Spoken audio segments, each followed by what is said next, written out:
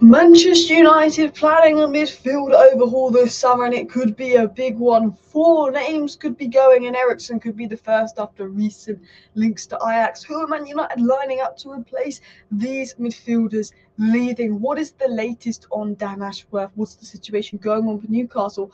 Are they about to lower the fee, has been reported? Could agreement be coming? What's the latest on Shaw Malassia's injury? What is the left back situation? And of course, Man United have been linked to Vinicius Jr, Rashford exit, making a big move for Vinicius Jr. We're going to talk about that right at the end because I think it's an absolute load of rubbish. And we're going to talk about who the genuine transfer targets are in today's video. But let's get into the news that is less rubbish than Man United apparently going to buy Vinicius Jr, which I don't think is going to happen. We're going to get to the news that might be a little bit more credible. That's the word to describe it. Please do hit the likes. Of course, subscribe down below if you're new and you want all the Man United news roundup every day for you guys in less than 10 minutes. So it was said that Christian Eriksen returning to Ajax this summer could gather momentum in the coming weeks. Christian Eriksen, I think, will leave United. I think this season he just doesn't have the legs. I think he's become a bit part player. And I think the way that Ten Hag wants to play, the off-the-ball work that he demands, I think that Christian Eriksen will struggle with that. I like Eriksen. He was really important for us last season. I think he can add things in certain games against the Sheffield Uniteds, against the teams that play a lesser intensity, where we're going to have a lot of the ball. But out of possession, he's not got the legs to play the way that Ten Hag wants to play in the Premier League, to match with the intensity. He kind of gets run around, and obviously he's got to cover a lot of ground in the way Ten Hag plays, but I think if he finds a system and a slower tempo lead, there's still a really good player in Eriksen, and we know his quality on the ball. And one of the players that we've recently been linked to, and I say recently actually, we were linked to this guy back in August, September, and I did an exclusive video, and I've only ever done about 3 or 4 exclusive videos on this channel where I get a little bit of info and release it myself from a source. I don't say it much, I said it a little bit with Pavard. I did the exclusive on Mason, but I was talking about Palacios back in August, September, and I said this is one that United are keeping an eye out for next summer. And we're going to talk about that because this doesn't surprise me at all. Do I think we'll go for Palacios? I think we don't know who we're going to go for until Dan Ashworth and to Omar Brothers. I think every bit of news and information needs to be taken for a pinch of salt because targets will change. I think there's a variety of targets and we'll narrow in on some, but we will also look at factors, I'm sure, like injury record as well. But apparently United are interested in signing Bayer Leverkusen midfielder Palacios, according to Sport Bild. Now, this was something I tweeted back in September, and I said that United had been extensively scouting the midfield market with the goal of signing 2 players to gradually replace Casemiro and Eriksen in the summer, and the 2 standout prospects were Oscar Zambrano and Palacios. Now, I tweeted this back in September. We got linked to Zambrano a lot in January, December. Didn't end up going to United, and we've obviously now been linked to Palacios. So these are players that, from what I was told, Man United have been looking at for a very long time. And I sort of spoke a little bit about Palacios, and I said I see him as an Eriksen replacement more than a Casemiro replacement because I don't think he's a natural holding 6. He's not got that physical stuff. And obviously he's having a very good season with Bayer Leverkusen. He's known for his great ball handling skills. He's known to execute quick one-touch passes, to bypass opponents, to move the ball quickly. He's definitely someone that would suit a double pivot role. Maybe him and Kobbie Mainoo might lack the physical elements of that. But I think for me, when you're looking at sort of players, I do like Palacios, but I don't know if he's 100% what we need. Like, I like Palacios as a good player there, but I think unless he's one of a few midfield signings, I don't think he would be the priority to solve our problems, if you get what I'm saying. And this was the information that I had got, and this is basically based on information I got back in August and September. In regards to this, and I said Man United were observing Palacios back in August, September, so recent things coming from German sources today, and no surprise, Eriksen, McTominay, Amrabat and Casemiro are all potential departures in the summer. Now, I don't think we will lose 4 midfielders in the summer, but I think Amrabat is nailed on gone. I think Eriksen could go, and I think one of McTominay and Casemiro could go. I think we could lose 3 midfielders in the summer. And that's why I think reports also from someone I spoke to said that Palacios isn't necessarily viewed as a Casemiro replacement. United want someone more physical, 6-8 hybrid. They're looking at Amadou Onana and Fofana, who I don't classify as Casemiro replacements. And then Palacios is potentially seen as more of an Eriksen, McTominay, Amrabat dual kind of pivot player.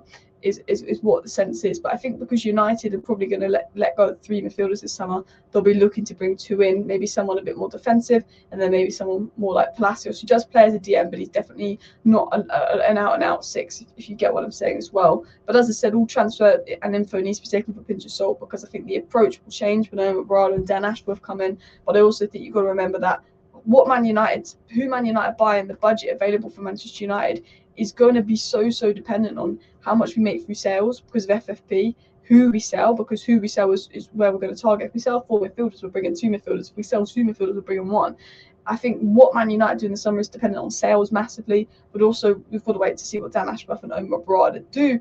Now, talking to Dan Ashworth and Omar Barada, this is the latest. It was said by Sports PO that Newcastle are likely to reach a compromise over Dan Ashworth's move to United following further negotiations today. There's a feeling that Newcastle will lower the gardening fee for Dan Ashworth.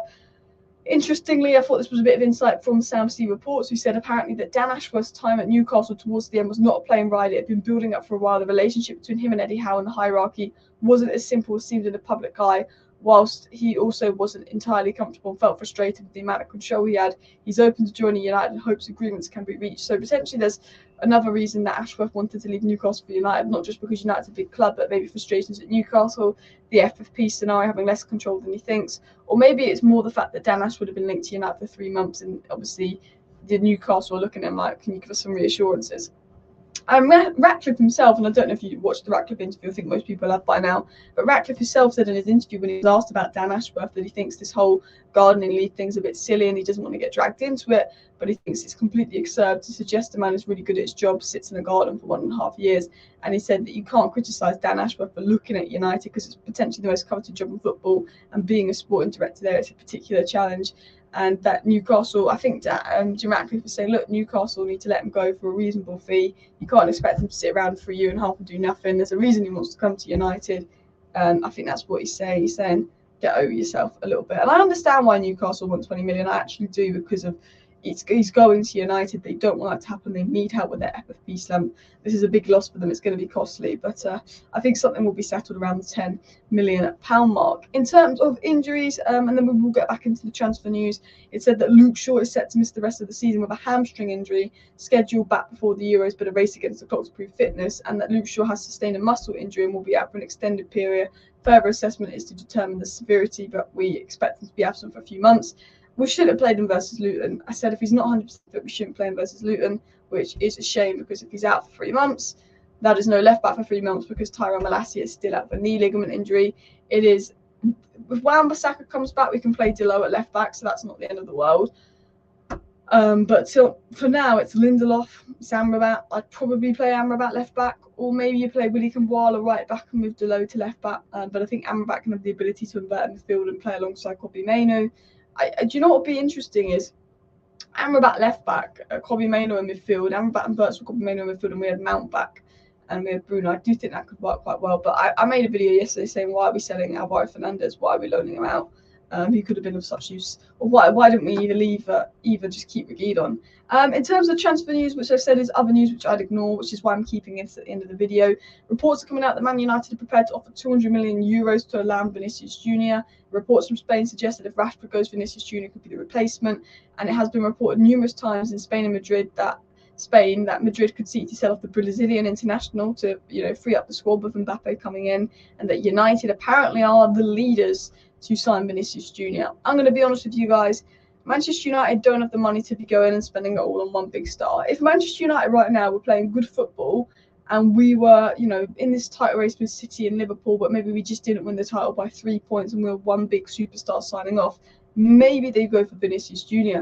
But we're in a position where we are nowhere near the level we need to be, and we're going to have to split that funds on 5 players. Man United are going to have to be spending players between 30 to 60 million, buying players between 30 to 60 million, buying 5 of them, rather than spending 200 million on one player. We're not in the position to do that. Ineos will not do that. Dan Ashworth is not about that. They've realised we need 2 centre-backs. We need at least 1 midfielder, potentially 2, depending on exits. We need at least 1 right winger. We need a striker.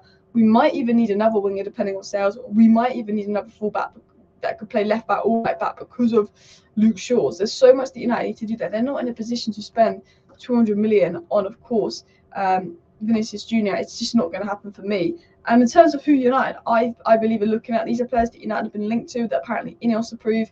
Euro, Silva, Todibo, Tapsoba, Inacio, Braithwaite, Anana, Fofana, Weaver, Neves, Andre, De Jong, Elise, Neto, Williams, Xerxes, Telsesco. Other than De Jong, they're all players that are basically under 25, that are going to be in that around 50 million mark, maybe a little, some a bit more, some a bit less, and they're young and they can be developed into superstars. You know, Euro's going to be about 40, 50 million. Silver will be a bit expensive. Todibo's 40 million, Tapso is 40 million, Inasio's 44 million, Bramthwaite will be 40 to 50 million.